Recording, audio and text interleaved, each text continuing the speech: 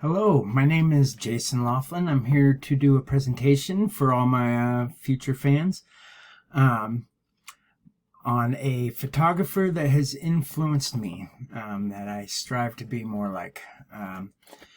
The photographer that I chose is David Doubilet, and I will tell you a little bit more about him. I also must point out that photos in this presentation are presented for educational purpose only. All right, David Doubilet grew up in New York City. He had fewer opportunities there to explore his passion during the year, but his family spent summers at a seaside home in Elberon, New Jersey, where he took up snorkeling, and that's where he took up photography. At age 12, with an old Brownie Hawkeye camera, which you see here, he would take this camera and wrap it in a plastic anesthesiologist bag that was given to him by his father, who was a physician, and go out into the water and start shooting pictures. He attended Boston University, started out majoring in marine biology before switching to film and broadcasting. Over the summer following his freshman year, he attended a pilot course in underwater photography at the Brooks Institute of Photography in Santa Barbara, California. And by the time he graduated in 1970, David Doubilet was firmly set on a career in still photography. On to his career. He started as a part-time diver and photographer for Sandy Hook Marine Laboratory, where he got some experience. From there, he decided that he wanted to take a trip to Israel and to the Red Sea, and he wanted to take photographs of carpet eels, which you see there in that photo. That's actually a pretty famous shot. And with those photos, he was first published in National Geographic in 1972. After that, he kept working, and within 4 years, in 1976, he became a contract photographer for National Geographic, which is a pretty big deal. He's been a contributing photographer and author for National Geographic for over 70 stories since that first assignment, and he has also authored several books, either authored or co-authored. Awards, he's received numerous awards. Some of his most prestigious, though, are the Academy of Achievement Golden Plate Award, which you see him accepting there, the Leonard Nilsson Award in Photography, and the Explorers Club Lowell Thomas Award. And now we'll discuss some of his photos and a little bit about his work. David Doubilet has been one of the more iconic photographers of our generation, and most people should be able to recognize his work. What resonates with me with his work is that he believes in the power of the picture to motivate stewardship and responsibility through beauty and art, curiosity, and active concern for conservation.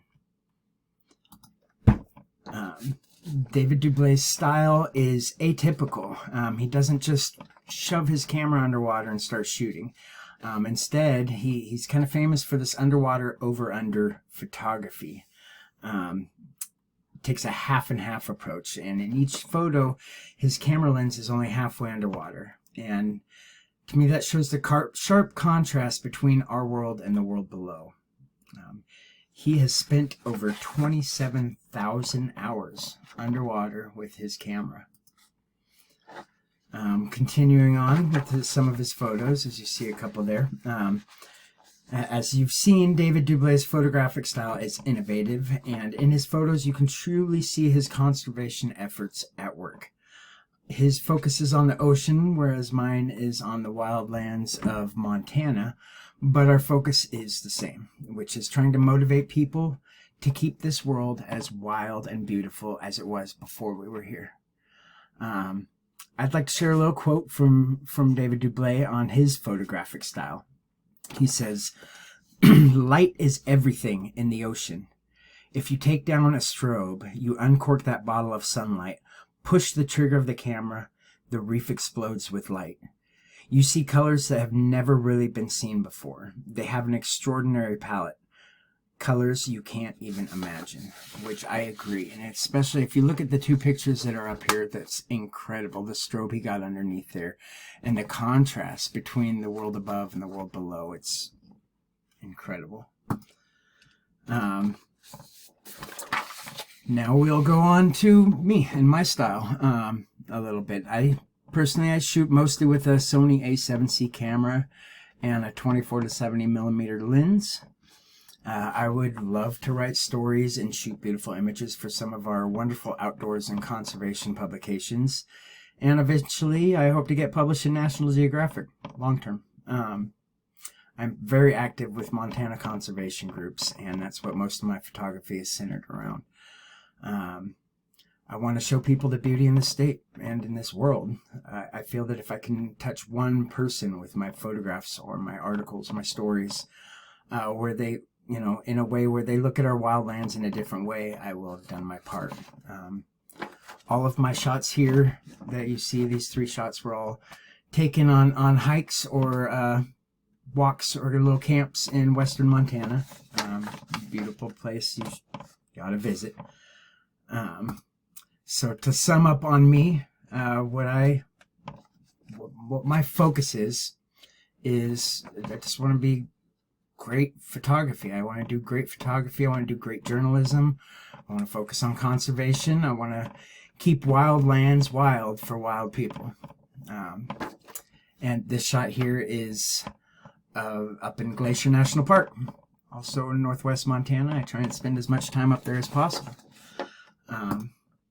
So it has been great talking with y'all. I would love to shoot your wild photos, write your wild story, or just introduce you to wild places. So if that interests you, please feel free to contact me at the email address you see here below or on the contact forms from either of my websites, which are also listed here. I look forward to hearing from you. Come to Montana and let me show you what drives me. Thank you very much.